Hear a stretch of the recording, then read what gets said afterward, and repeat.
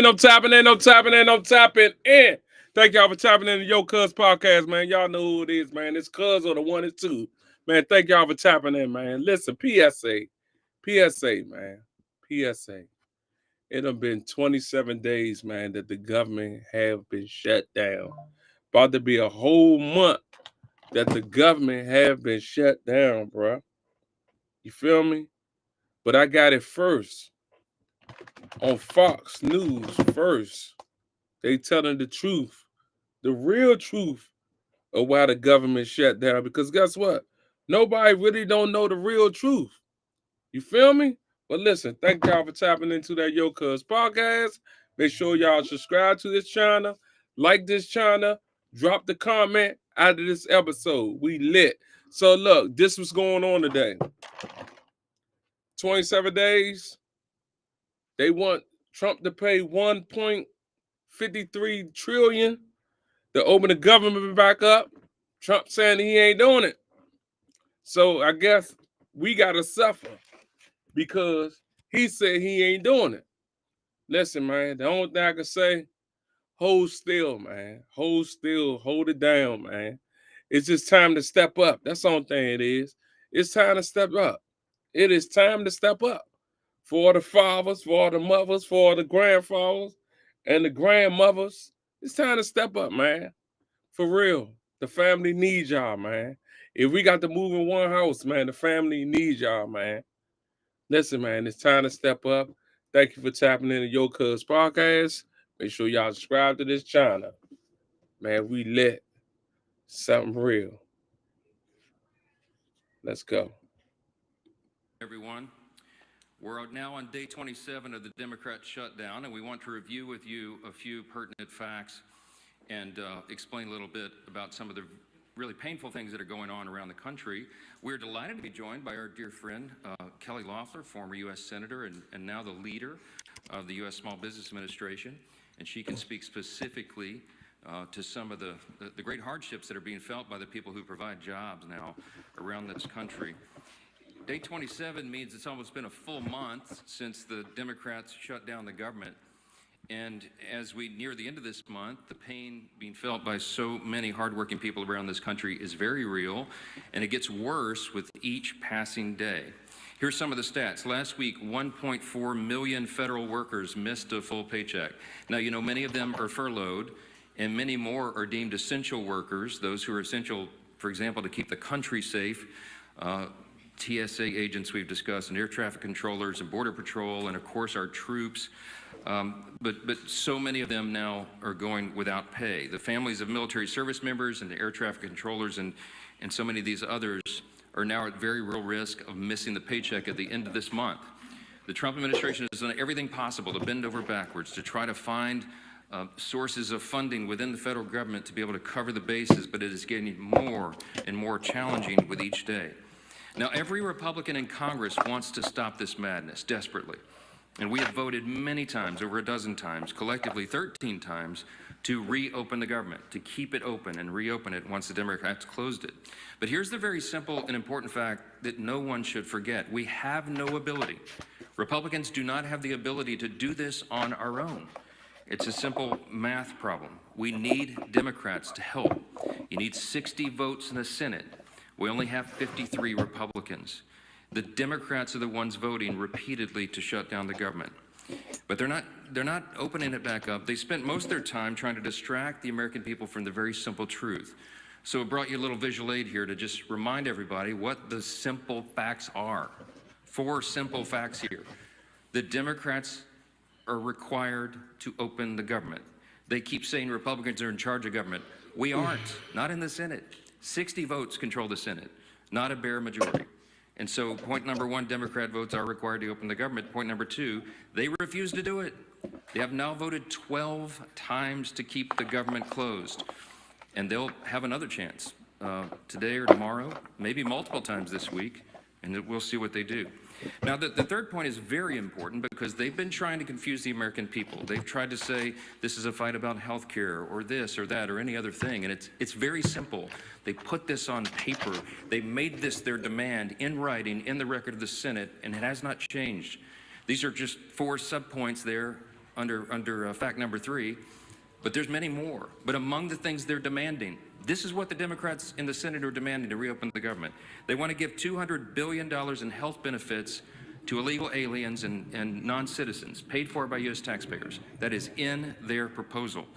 They want billions in wasteful programs to be returned to foreign countries.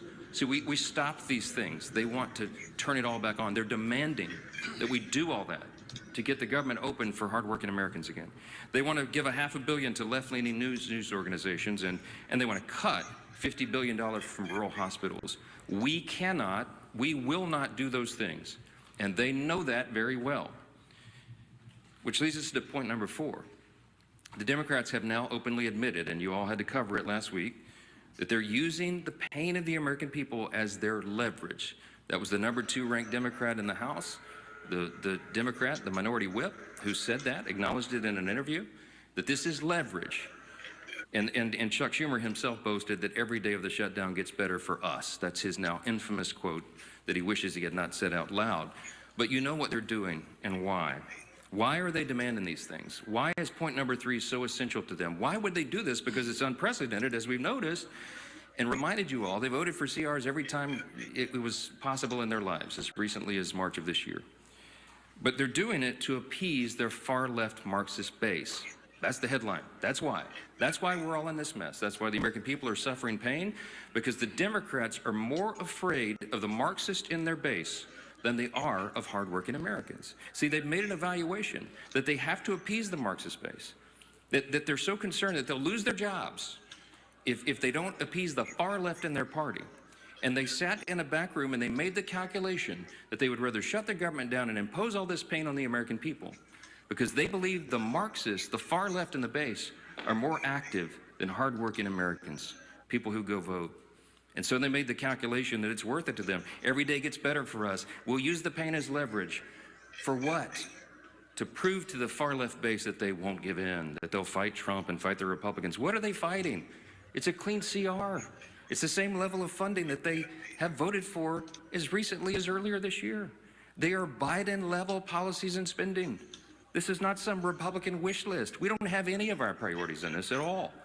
It's the Democrats' own product. But they have decided to flip the script this time because they were getting too much heat from the far left. The facts are so simple. And I'll give you Exhibit B as to why this is so true. On Friday, there was a little bit of a seismic shift in politics. All of you noticed it over the weekend. We saw our clearest sign yet that this radical insurgent movement in the Democrat Party is succeeding. And they are ending what has always been known as the Democrat Party in America. After a months-long pressure campaign from the far left, House Minority Leader Hakeem Jeffries finally relented. He gave in, and he gave his endorsement to the socialist running to be mayor of New York City. The House Democrats have chosen a side. They were forced to by that far left that they're so terrified of, and they've shown the world what they really believe. There is...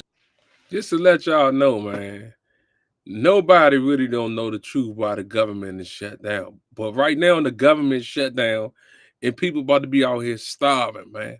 They about to start running in stores and everything, man.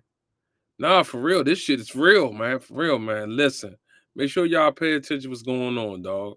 It's about to be 27. Look, it's 27 days, man. The government shut down. It's about to be no more food stamps. None of that. For real, you better put that money up. Young, it's not a game. Cause y'all know groceries is high as shit. Y'all already know. Roll them J's up. Pull that drink. We lit, man. Let's learn something. Let's go. There's no longer a place for centrists and moderates in their party. The candidate that they have endorsed, Mamdani, is somebody who we've talked about a lot from this podium. He's sympathized with Hamas and openly embraced anti-Semitic language. He has called to, quote, seize the means of production because he is a Marxist. He's called to abolish our borders, to abolish and end immigration enforcement, to defund the police and to legalize prostitution, among a long list of hits that I could share with you. Zoran Mamdani is expected to take the helm of one of the most important cities in the world and the largest city in America. And he now has the full blessing of the Democrat leader in the House of Representatives. It is shocking. And that leader and all the other Democrats are going to co-own the consequences of what they do to America's largest city. Every reporter in this room should be asking every House Democrat individually whether they too agree with Hakeem's endorsement of the Marxist agenda. It's an extraordinary moment in the history of American politics, as this is not the kind of history that we need to be making. What we're witnessing is truly the end of the Democratic Party as we've known it. And even some Democrats are now saying that out loud. You can see it in their interviews. I watched one last night. All this is directly related to the Democrats' shutdown show. Why? Because just like they decided to save their own skin, that they had to endorse the Marxist Mandami in an unprecedented move, they have also decided they had to shut down the government in an unprecedented move. No matter the pain it inflicts upon hardworking American people, they were simply more afraid of the Marxists in their party than they are of voters. For the sake of our country, we pray that their calculation is wrong. We believe it is dead wrong. And as much as they try to obscure it, as much as they try to distract you, as much as they try to say that it's about any other issue under the sun, all those issues were always scheduled to be decided. Healthcare, the expiring Obamacare subsidy, the NDAA, the appropriations, all these other things, it was always on the calendar for Republicans and Democrats to hash it out in October, November, and December. This is not a surprise to Republicans, it's not a surprise to Democrats, and they all know it. That is the only thing they could grasp onto to try to give some sort of argument, to try to give cover for the fact that they're running from the far left base of their party. Facts are facts. Smile Zemi. The Smile Zemi tablet offers a home learning method that encourages independent learning and fosters confidence. And the ball is fully in the court of the Senate Democrats now. Who are they going to respond to? The American people. I think hardworking American families need to be a little more vocal. I think they need to call some of these Senate offices and tell them to stop the games. They need to know they should fear the American people worse than the Marxists who are trying to take over their party. And my friends, that is exactly what is going on right here. Now, I want to zoom in because we have a special guest and just focus on a group of men and women who are seeing the impact of this shutdown in their bottom line every single day, and that is America's small business owners. See, small businesses are the largest employers in our country, but unlike Washington Democrats, they don't have the luxury to wait out this shutdown.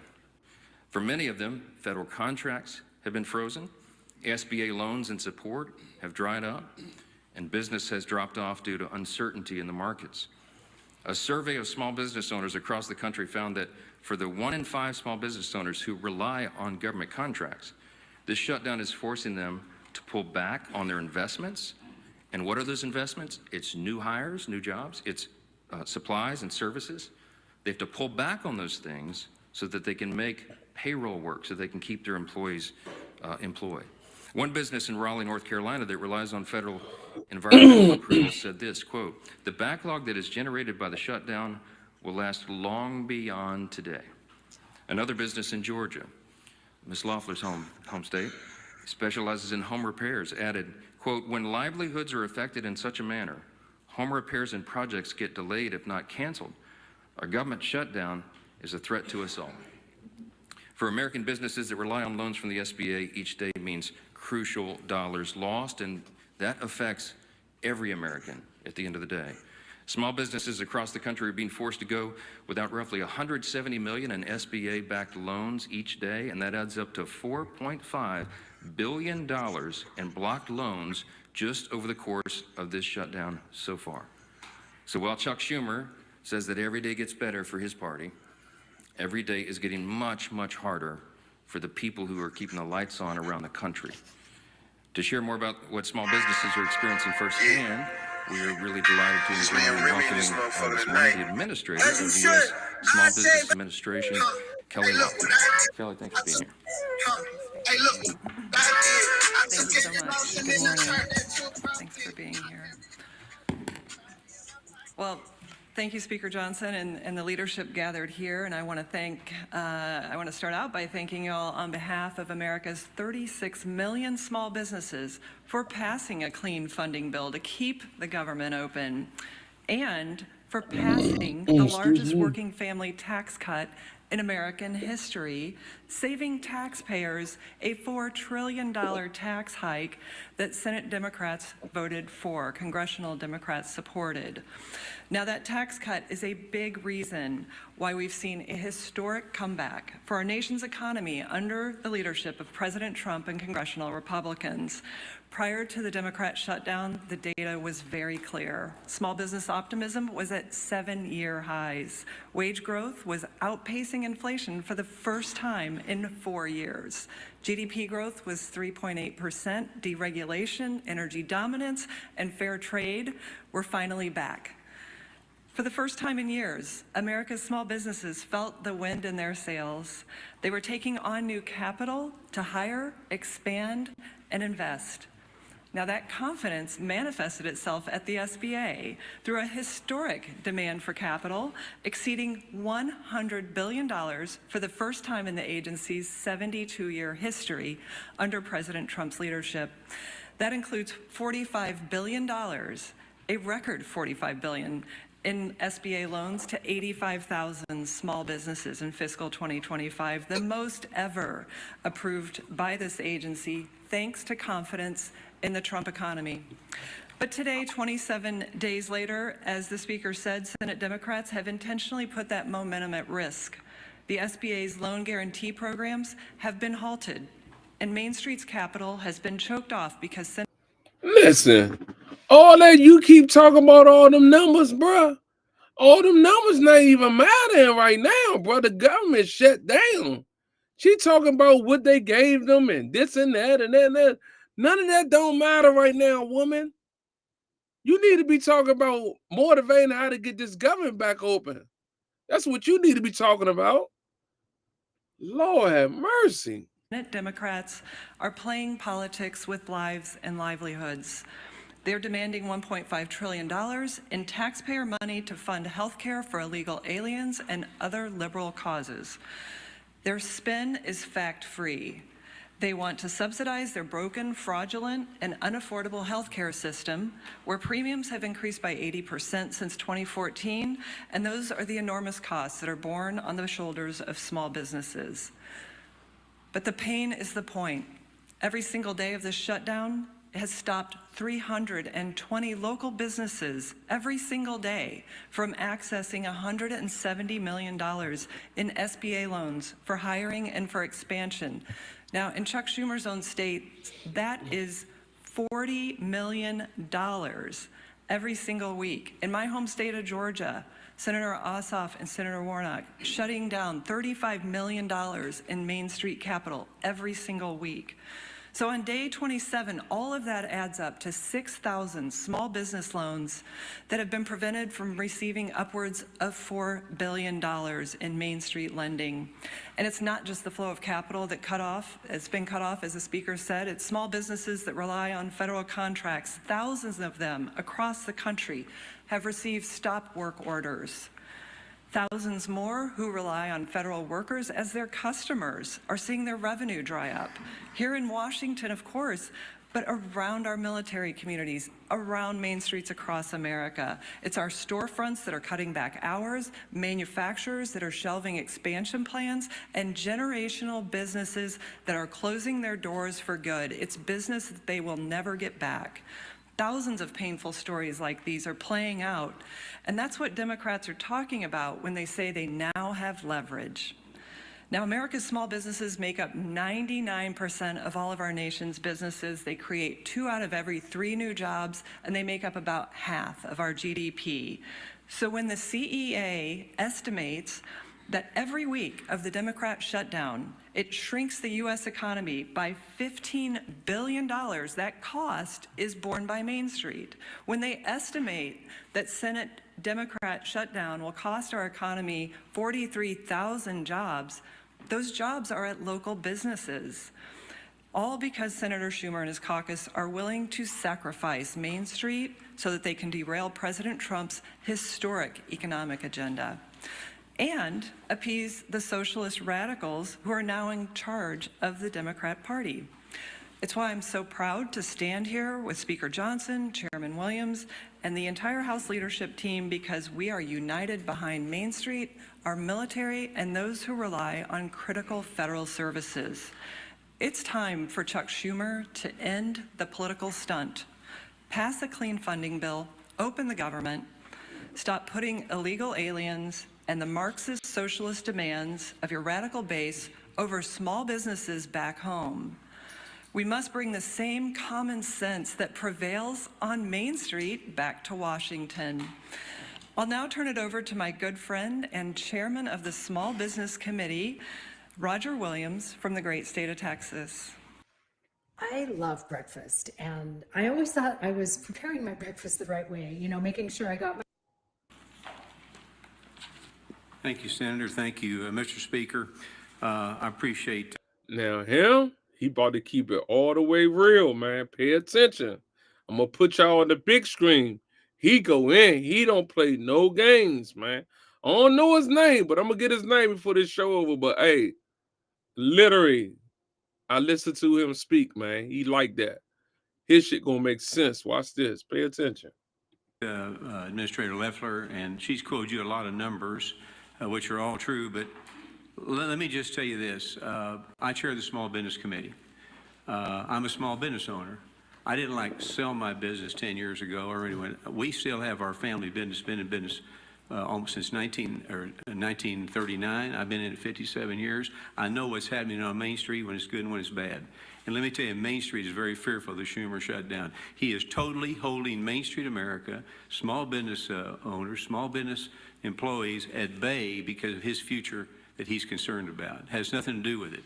Main Street is 99% of the businesses are small businesses. 75% of the payroll, 75% of the workforce is small business. It's every small business in your hometown, in Schumer's hometown, in my hometown. I go over, and I'm not necessarily as much a congressman when I get home as much as a small business owner. And I can tell you what's happening out there. I'm worried about the 99%. I'm worried about the 75% of payroll, 75% of workforce. I'm worried about the fact that they cannot meet the payroll, as Administrator Loeffler said, with the SBA like it is right now, is ready to go. I mean, we are ready to go. We've had more activity in the SBA since November 5th than we've had in years because people want to start a business. So they see the Trump economy works. They want to start a business. They want to stay in business. I'm worried about that group of people. I'm worried about the fact that they can't meet payroll. I'm worried about the fact that they can't buy inventory. If you can't buy inventory, you can't sell anything. And the truth of the matter is, if you want to go deeper into it, if you don't have inventory, inflation will rise because you're not discounting your inventory. Yeah. That's how capitalism works. That's how the private sector works. That's how we compete. So the other thing we did before the shutdown, Administrator, thanks to you, is the fact that we raised the loan limits from 5 to 10 million on manufacturing. Ready to go, ready to expand, ready to grow your business. And I would tell you, if we're lucky enough to have some more rate cuts, this economy, the Trump economy, along with small business, is going to lead the way and explode. But we can't do it with Chuck Schumer hanging an anchor around everybody's neck because he's personally concerned about his political future. So as a small business owner, I'm just saying to all of you, the greatest asset America has is its people, its Americans, and it's Main Street America. Risk and reward built this country. Right now, there's no risk and reward. We're just playing defense. That will not work. This shutdown must end immediately to save small business, to save consumers, to save Main Street America. I'm honored to chair the committee. I'm honored to work with Senator Loeffler. We can get this done. Everybody's ready. It relies on one man, Chuck Schumer. Take a look at the small businesses in your district or in New York, Senator Schumer. Tell them that you don't care about them. Tell them you don't care if they meet their payroll. Tell them you don't care if they hire workers, and see how that goes. America is the greatest country in the world with the greatest workforce in the world. I'm proud to have a small part in supporting them and getting our country back on track. May God bless all of them. May God bless America. Thank you.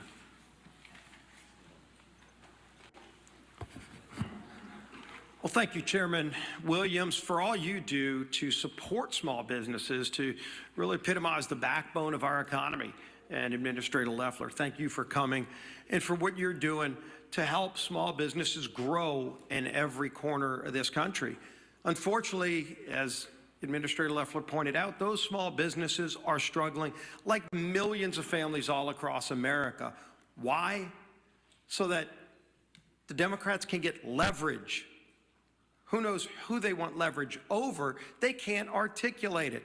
They've laid out $1.5 trillion wish list of crazy items like giving taxpayer-funded health care to illegals.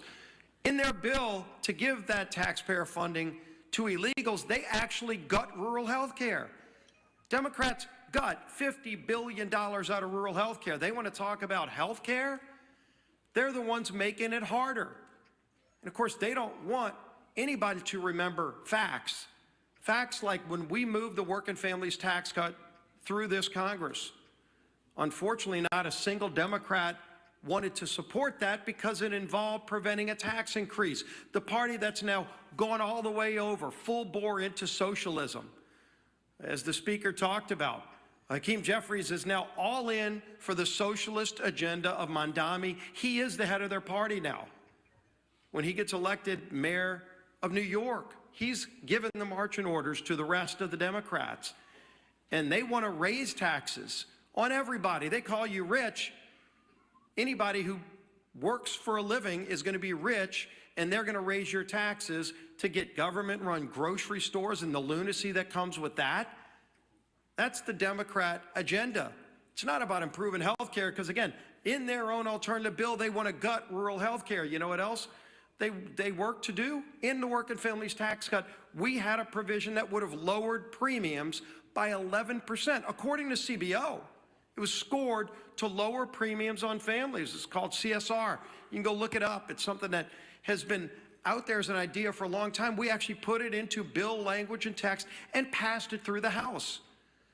But Democrats went and used a parliamentary maneuver under the Byrd rule to get that removed because they don't care about families. They don't care that that provision would have absolutely lowered premiums by double digits for families who are paying too much for health care.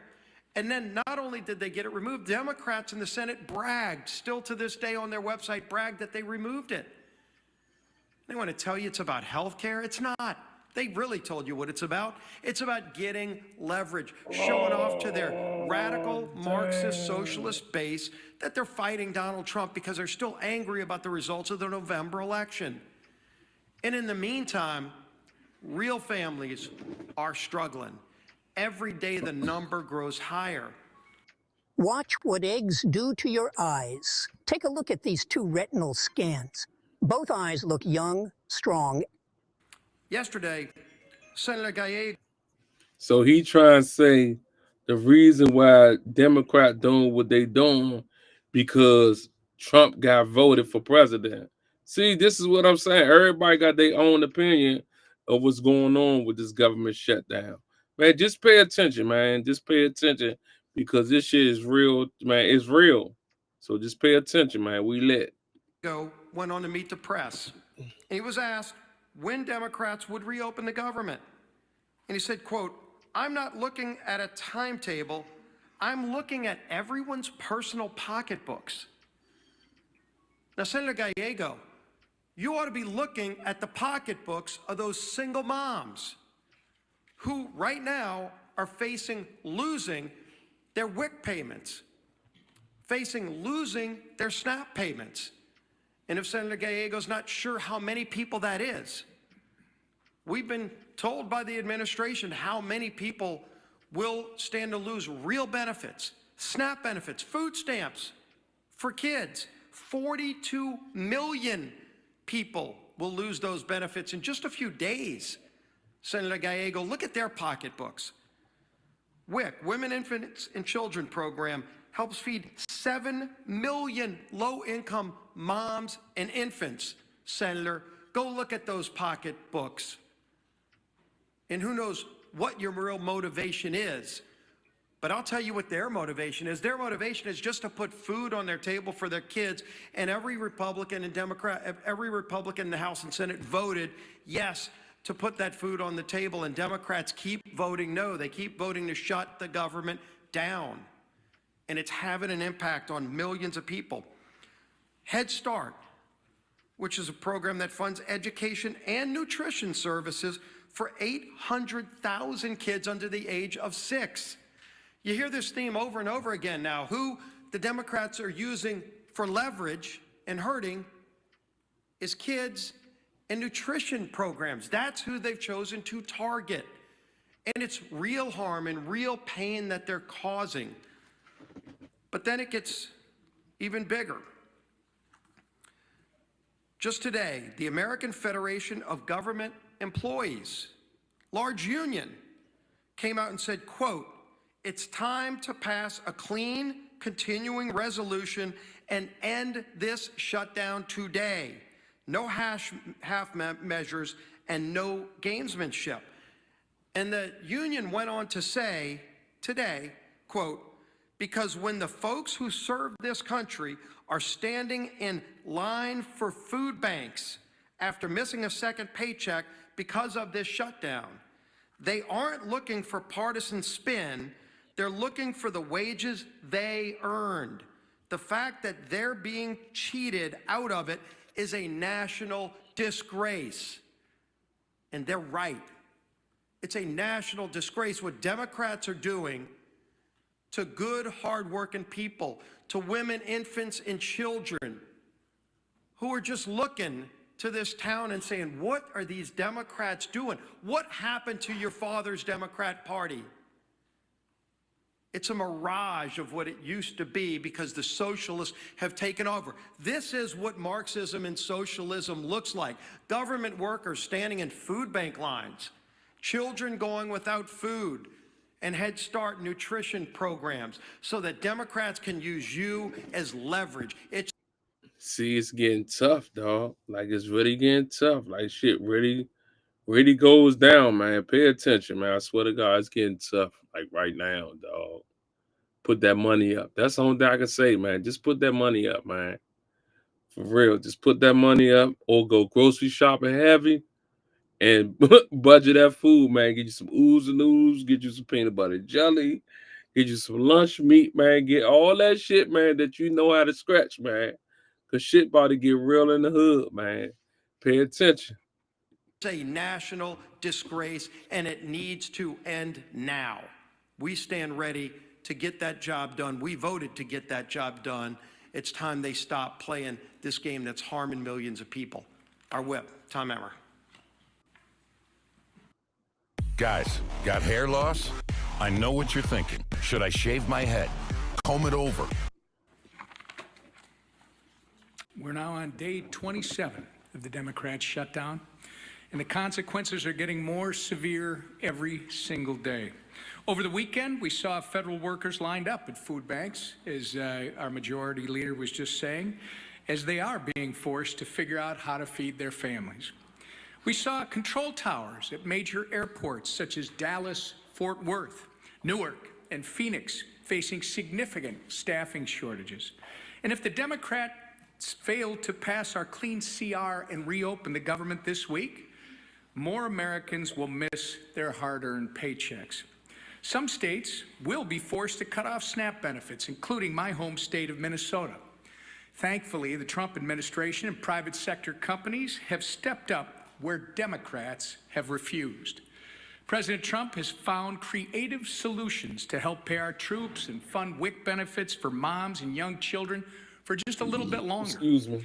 DoorDash announced yesterday that they will help support Americans by delivering free meals to food banks and waiving delivery and service fees on grocery orders for SNAP recipients. Okay, DoorDash. Okay, DoorDash. You gonna deliver the food market, man? Okay, DoorDash. That's what's up, man. Thank you, DoorDash. Thank you. Shit, that's what's up. But these are Band-Aid solutions to the Democrats' self-inflicted shutdown problem. Remember, it doesn't have to be this way. There is a nonpartisan government funding bill sitting in the Senate ready to be sent to President Trump's desk immediately. We just need 5 Senate Democrats to come to their senses, do the right and reasonable thing, and support our clean CR. Contrary to what House Minority Whip Catherine Clark believes, the American people are not leverage in the Democrats' shutdown charade. And we refuse to negotiate under hostage conditions, nor will we pay a ransom. So our message today is the same as every other day, and we're glad to see, as the majority leader mentioned, that the American Federation of Government Employees, by the way, the largest government employee union, 820,000 federal employees, have joined us in saying enough with the political games, support our clean CR and reopen the government like your constituents' livelihoods depend on it, because they do. With that, Mr. Speaker. Thank you. Yeah, Manu, go ahead. It's now been more than 5 weeks since the House was last met and last voted. But even during the government shutdown, House committees could still meet, there could still be markups, there could still be oversight hearings, bills could still come to the floor. So why not do that rather than have members back home in their district? Why not bring them back here and do the work that they were elected to do? Yeah, so we're evaluating this day by day. The House did its work. I've said it over and over and over. And the most important thing is to get the government open. It's the #1 priority and #1 responsibility of Congress, and the Senate Democrats have chosen not to do it. We think that is paramount and of paramount importance to everything else. There is plenty of time in the remainder of the calendar year to do all the things that are the must-pass pieces of legislation and all the negotiations that I referenced earlier today. And we are anxious to get everybody back to regular legislative session. But there cannot be a regular legislative session so long as the government is closed and Americans are feeling so much pain. We won't do that. Now, in the meantime, Republicans, I don't know what the Democrats are doing other than publicity stunts, but I can tell you the House Republicans are doing some of the most meaningful work of their careers. They are in their districts working around the clock with their constituents, helping them not only to negotiate the crisis that's been created by this Democrat shutdown, but all the other matters that they need to attend to. And I'm hearing from them individually. They are having some of the most meaningful interactions at a time of great crisis with their constituents that they've ever had, and that's really, really important. So I don't want to pull them away from that work right now when their insight and their counsel and their assistance and those of their staff, who, by the way, aren't getting paid soon, that is most essentially needed right now back home. So we have work to do here. We'll get back on the floor as soon as we are and can, and in the meantime, as soon as the Democrats allow us, and in the meantime, the committees, the chairs of all the committees, and the active members of those committees are still churning the work out.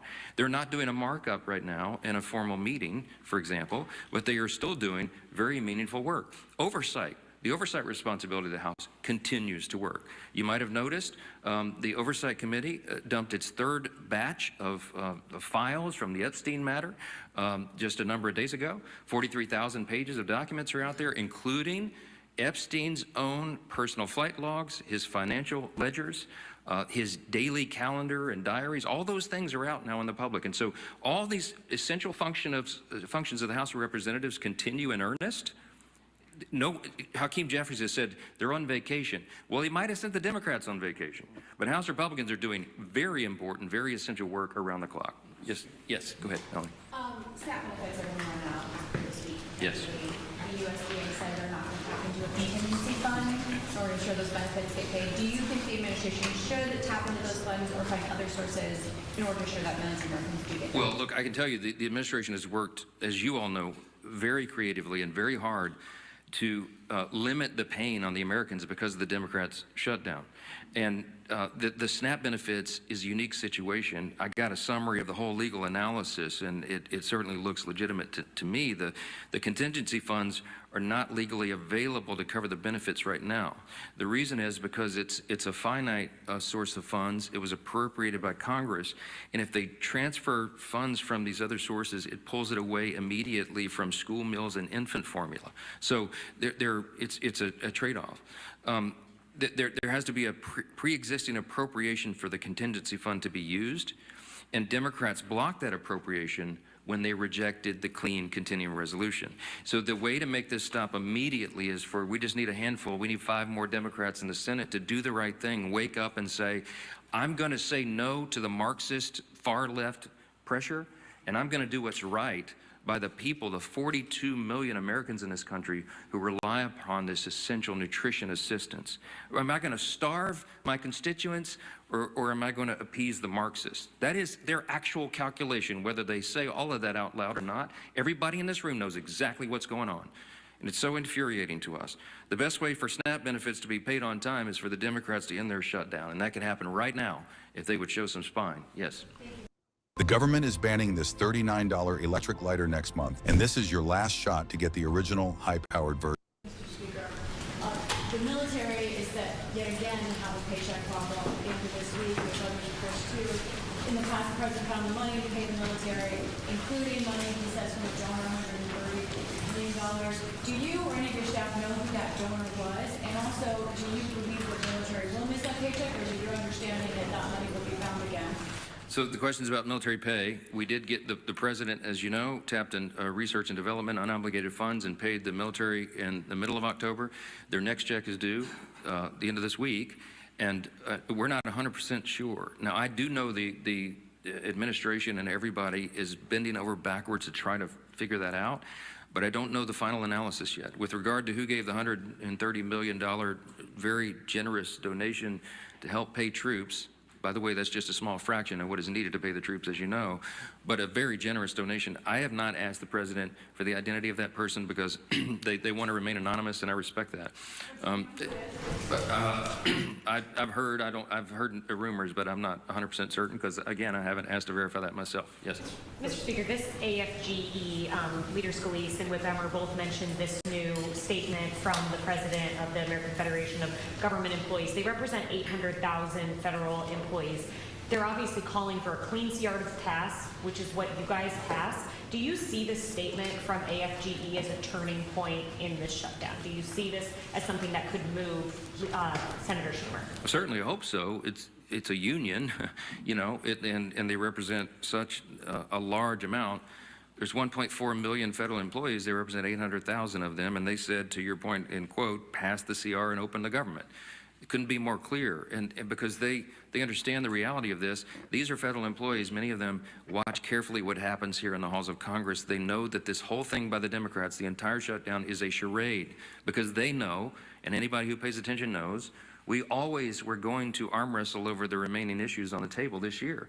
And they're tired of the distraction, and it's hurting their families, and people are suffering real hardships. They really are going to the food pantries out now to feed their families. It's shameful. We're the greatest nation in the history of the world. We've got to be able to operate, and we can't allow a rise of Marxist and far-left activists in one party to shut down the entire operation of the federal government, and that is exactly what they are allowing them to do. The Democrats have got to come to their senses. You can endorse communists all you want, but at least keep the government operating for us. That's our plea. It's pretty simple. Yes, sir. Second round. Is there any work being done on a Republican solution to the health care cliff? I mean, there's been talk in the past about HSAs, about, you know, short-term plans. Any work being done? You said it can be done at the end of the year, but surely there must be some preliminary work. Yeah, I've been carrying this visual aid around waiting for this question for a while, okay? So when I say that the Republicans have been working on a fix for health care, we've been doing this for years, and many of you who've been on this beat for a while know this is two publications. When I was chair of the Republican Study Committee, the largest caucus of Republicans in Congress, we published volumes of ideas on health care. This was our volume 1, a framework for personalized, affordable care. We had an entire body of the smartest minds in Congress, the smartest Republican minds who worked around the clock. The Doctors Caucus, they talked to stakeholders from around the country and in all the areas related to healthcare, and they came up with a formula on how to reduce the cost of healthcare dramatically, how to make Obamacare affordable and workable in some way for the American people, to increase the access to care and the quality of care. And these ideas have been on paper for a long time. There's volumes of this stuff, volumes of it. What we're doing right now, what we have been doing, what we were already doing, because we knew we were coming up to the end of the year, and we know that healthcare is a major burden for the American people. We've been working on it since day one of this Congress. We worked on it in the years prior. And we've already demonstrated, this is not talking points for us. When we say the Republican Party is the only party that has any chance at fixing healthcare for the American people, we've demonstrated it. We put it into the One Big Beautiful Bill, the Working Families Tax Cut. As you know, we strengthened the Medicaid program. We started there because it was the lowest hanging fruit. Why? Because the fraud is so glaring. And we eliminated the fraud. We got ineligible recipients off of Medicaid. We preserved it for the people who rely upon it and need it the most. Young pregnant women, the elderly, disabled, for example. We got able-bodied young men without dependents off the program. And what we did was we strengthened it. Don't take our word for it. The CBO, who normally is not on my team, okay? They're the ones that came out and said, yeah, it's gonna save $185 billion. And they got 2.3 million ineligible recipients off of it already. That's an important first start. And so the next thing is to fix all the other components of healthcare. That's what we have plans to do. That's what we're working on.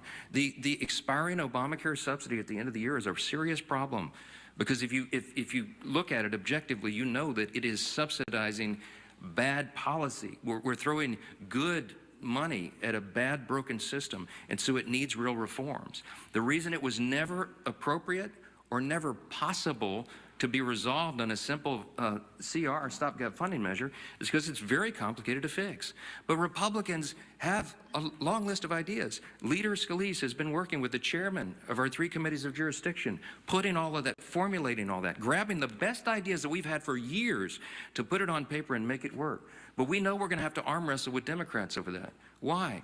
Because many of them are avowed to get us to a single-payer system. They do love socialism, my friends. They love Mamdani. He wants government to take over everything. They're on board with that program. They think the government can do a better job by taking over health care. We believe in the private sector and the free market and individual providers, their acumen. And we say that if you take the government off their backs and allow for real competition again in health care, you will improve its quality and you will bring down its cost. All of these are important components of that, and we have a lot of work to do, but it is not a simple thing, and I am not going to go in a back room with Chuck Schumer, like he keeps demanding, with 4 people and make this decision. I will not do it. It's not appropriate. It's not right. It's too complicated for that. We need all the members to have buy-in. We need to have these healthy debates and discussions, but we can't do it while they're shutting the government down to appease the Marxist. That's it. That should be your headline. I want to thank Chairman Williams and Administrator Loeffler for being here and highlighting the trials of small businesses, and we'll see you here again tomorrow. God bless. So there you have it, GOP leaders talking about the ongoing government shutdown, now entering the 27th day. A live look right here of Capitol Hill, and typically we do hear from House Minority Leader Hakeem Jeffries a little bit later on. Listen, man, I'm tapping in. I'm tapping in. I'm tapping in. I'm tapping in. I'm tapping in. Thank y'all for tapping in the Yocuzpodcast, man. Y'all know what it is. Let me break it down to y'all. So what I just showed y'all was the remarks about the government shutdown, right? They not, the whole government shutdown is for the immigrants, right? They want to give the immigrants Medicaid, but Trump don't want to give it to them. You feel me? So, as though Trump don't want to give that $1.53 trillion to the Democrats for the immigrants to get Medicaid, they just going to keep the government shut down. So while they shutting the government down, that's hurting a lot of people, bruh. Really, a lot of people going to starve, but I hope they don't. I'm going to pray that they don't, man. Because right now, dog, we ain't got nothing to do with what's going on. It's just the Democrat and the Republic. They doing whatever they want to do with our life. Like I was saying to myself earlier, is that it's crazy how one person could hit the switch and turn your whole life off. Or hit the switch again and turn your life back on. Listen, man, stay focused. Focus on the family, man, and just pray, man. Pray. Everything will be okay, man. Thank you for tapping in the Yocuzpodcast. I'll see y'all tomorrow. Gone.